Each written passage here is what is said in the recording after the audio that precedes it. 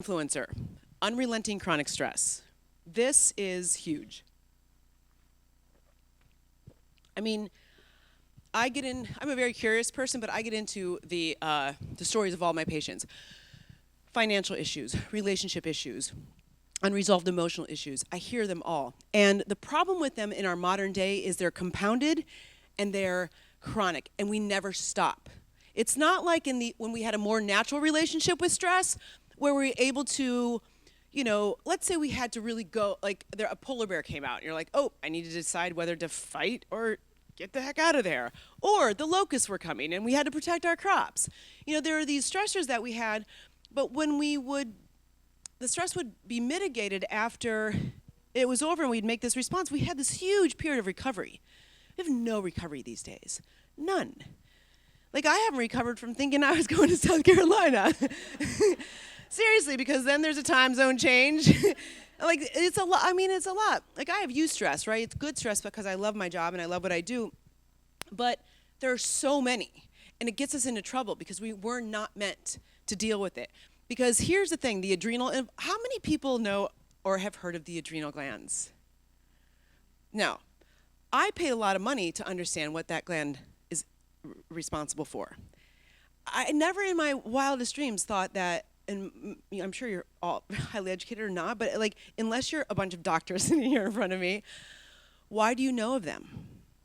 Because it's the 21st century illness. It really is. You hear about adrenal fatigue. You hear about adrenal burnout. You hear about the adrenal glands. They're your stress glands. But guess what else? They are your built-in backup system for pre- and post-menopausal hormone production. These are the little glands that step up to the plate when your ovaries take a well-deserved break. All right? And if the last 10 years, I ride motorcycles. Here's this analogy, and so on a motorcycle, most of them, they don't have a gas gauge. You start puttering out, and there's this little flip, or switch, I should say, that you just reach down and you flip it over into reserve. And so the reserve tank just has a longer straw, basically, sucking up the fuel.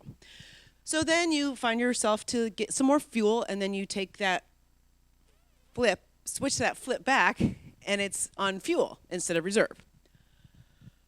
I forgot to do that once. So I puttered out, got gas, and then kept going. And I was still in reserve. So basically, I blew right through my reserve. So when I puttered out this time, I had no reserve. We are doing this, okay? Both men and women, we come to one of the most dynamic changes in our lives, menopause, andropause. Basically just marking the end of natural fertility. It's done with those kids. We get to go have our golden years. And we're completely blown through our reserve.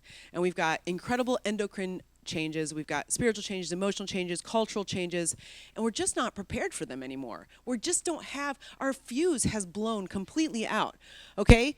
So also, when you think about identifying and treating the cause, cortisol is the number one stress hormone. I am simplifying things tonight, but I want you to get it. And it is what's going to tap on your brain when you're chronically stressed, okay? And a lot of times, guess what? We're just sitting in a chair chronically stressed, right? I mean, you get an email trying to balance your checkbook. We're just sitting there. And you still have the same response that your body's trying to get you to move from the bear, but you're not going anywhere. You're just sitting there, chronically stressed. Well, prolonged elevated levels of cortisol actually identify and treat the cause. What have you heard as menopausal symptoms? Depression, anxiety, memory loss, disturbed sleep and mood issues. That is a consequence of too much chronic stress. So progesterone involvement, our bodies are brilliant and they're always meant to take care of us. So what happens? Progesterone, remember, estrogen dominant in the first half, progesterone dominant in the second half. Progesterone has the ability to be converted into cortisol if needed. So the body is like, you're running from a bear. I would say survival first and reproduction second. Because reproduction is a very optimistic goal when your body thinks it's running from a bear. It's going to shut down that process. Think about it. Do you know how many people that I have gotten pregnant all by myself? No, because these couples come in and the infertility has been on the rise for a long, long time. And I just listen to the women talk. And part of me is thinking, if I was like a little zygote, I'd look down and go, I'm going down there. Forget about it. There's no way I'm entering that. But also from a physiological perspective, it makes sense. You're not in thriving.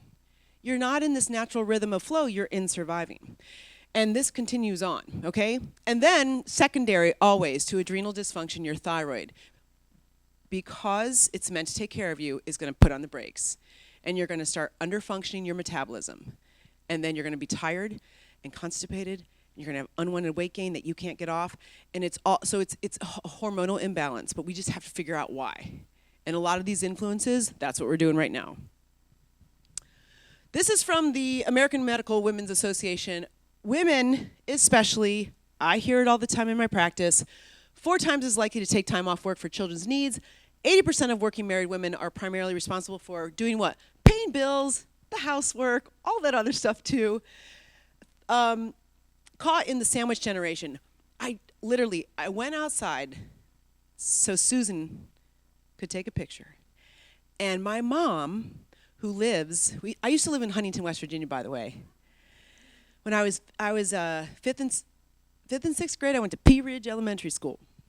I walked over the hill. I loved it. I played outside all the time. And I loved it so much because I'm a real big outdoors person. And Grizzly Adams, remember that show? Grizzly Adams was on. And I would like make my own stuff. I don't know what I was doing. I was putting mud and I'd make my own log cabin, and I was having so much fun. And I have to tell you this story too. So then, of course, I go to Los Angeles. How I got there, I don't know. I can't remember. But I'm sitting on, I remember it was Beverly Boulevard. I was going to take a left on La Cienega that goes up to Sunset. And I look over, and who is it? Dan Haggerty. Dan Haggerty, Grizzly Adams himself, was in Beverly Hills, and I was like, I flipped out. You might have thought it was, I was a screaming school child. Like, it was crazy, but that's a true story. But what was I saying? Oh, thank you. So my mom, who has not been well, and my parents both aren't well. They're pharmacists. I'm not blaming it on pharmacists. They didn't take care of themselves. They really didn't. And I got a call, and I saw it because I was going to use my phone as what? A picture. And how many people use their phone as their alarm? Oh, right? What's the first thing you do after you shut off your alarm? Oh, roll over? A lot of people check their email. Okay, it's too beautiful here to do that. So anyway, I was going out, and my mom had a scan done last Thursday, and they were going to get the results this Thursday. And I was like, oh, should I get it? Should I just lecture? Should I get it? Should I lecture? But sandwich generation, I've got a full household at home, okay, taken care of, and I am completely burdened all the time by worrying about my parents. And I know that a lot of people fit into that. And guess what? I'm in menopause, okay? I've been there for about 4 years.